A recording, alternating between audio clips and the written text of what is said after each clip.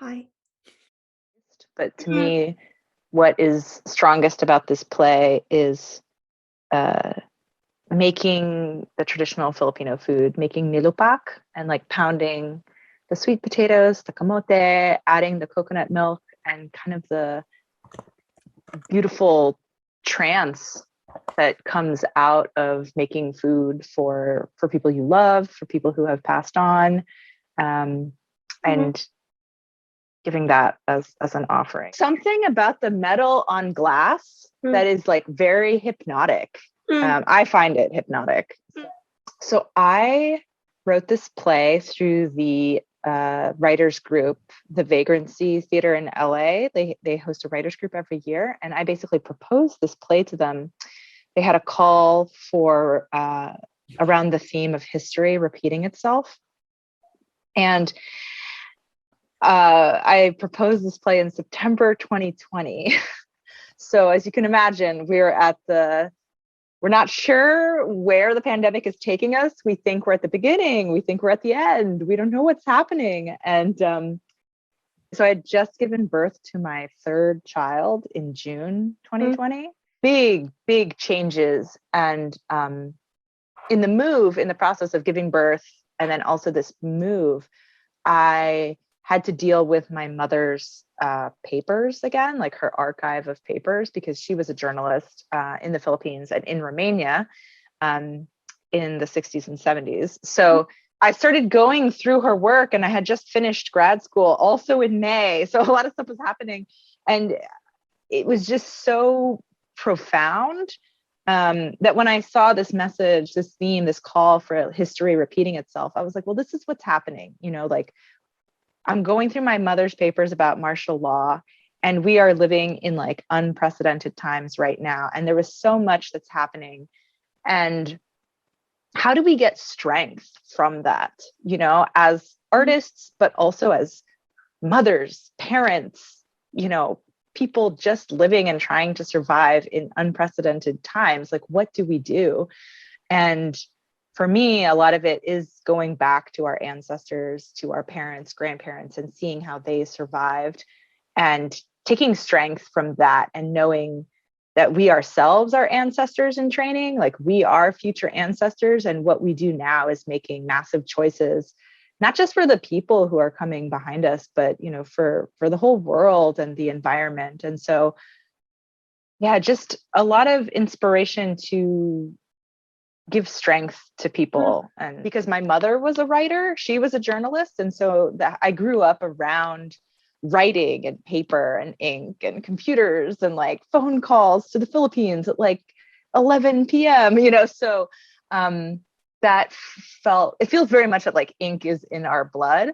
And I think the reason I want to keep doing it is because we did do like a fringe production at the DC Fringe Festival of like my first play. And the actors who are in it, they're all Asian Americans. And the Filipino Americans in particular, they said, thank you so much for writing us roles that are not just these like stereotypical roles that we see Filipinos like placed in America. This was really gave us like so much to work with. Yeah. And so I feel like I keep writing so that my kapatid, my siblings, my community, they can have more, roles to work with, and that they can learn about the diaspora and about like the motherland through these plays, and that they can really like embody it. I think that's, I know plays demand a lot. They demand so much to put up. They take up so many resources. And sometimes I think about it, I'm like, oh, I wish this were like more accessible as like a book or something like that. But it really is something about the embodiment of it and listening to it and smelling and seeing and feeling it that this play is about sisters and generational cycles, history repeating itself in the family and across countries, homes, generations. I wonder if you think of yourself as a feminist playwright. In some ways, I don't think of myself as a feminist playwright, but maybe because it feels so natural to write that way already. What comes to mind too are like Chantal Ackerman, the experimental filmmaker, and and bell hooks, they come to mind. Yeah. Because it's like the attention to detail that is allowed, whether it's like by the camera or like by the page. It's so precious. There's like such an intense, quiet love, like focused love. And I don't know, that's what I think of when I think of like, I don't know, feminist playwriting or like feminists who I admire and love. The sentence, as I was reading your statement, that it was like, oh my, that could just be plucked as, my work centers women of color journeying through worlds that are haunting, charming, and strange, where the numinous is the norm, not the exception. Because when you were talking about experimentations in form, feminism doesn't have to mean, but it is partly about not accepting the way that form embodies it, like saying form has ideologies to it, and there's a different kind of storytelling that can happen by us, so we don't mandate experimentations in form, but we welcome them. And that is one of the ways that we're different from a lot of playwriting contests. And I feel like the form produces a different effect on the audience, because I think with sort of the, traditional hero's journey, it does evoke that fear and desire, right? Like, oh, we want to see them. We want to feel, we don't want them to hurt anymore. We're afraid for them. We pity them, the kind of that like interplay. And I think that's like so valid, and that's good for so many other stories.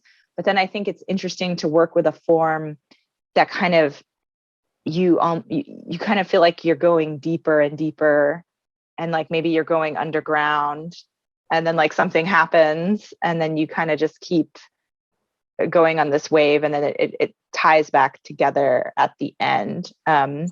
It's this feeling of like, oh, I thought I knew what I was holding in my hand, and all of a sudden it's completely transformed. I am a big fan of, choreography and masks, dancing, puppetry. Like, I wish there was more of that in American theater.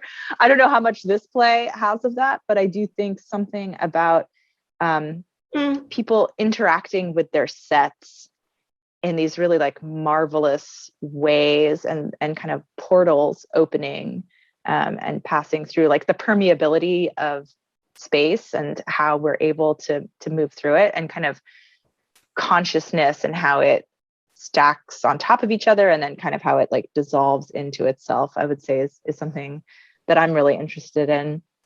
I have noticed that I write a lot about reproductive justice and like about the uterus specifically.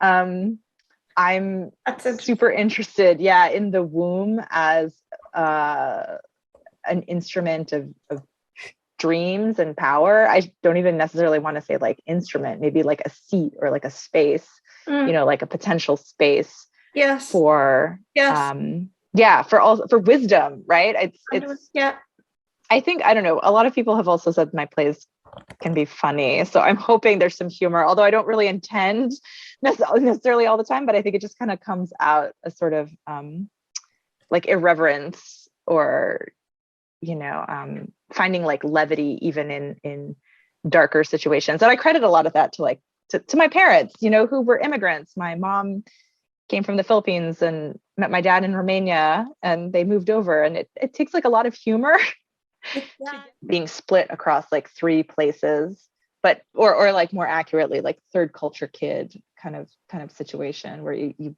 blending these three cultures together. But it's just like, how do I continue to create and to make the conditions and build spaces that allow me to keep creating and to like make opportunities for other people? Because I feel like ultimately that's sort of what I'd like to do. I want to make opportunities for actors, and I want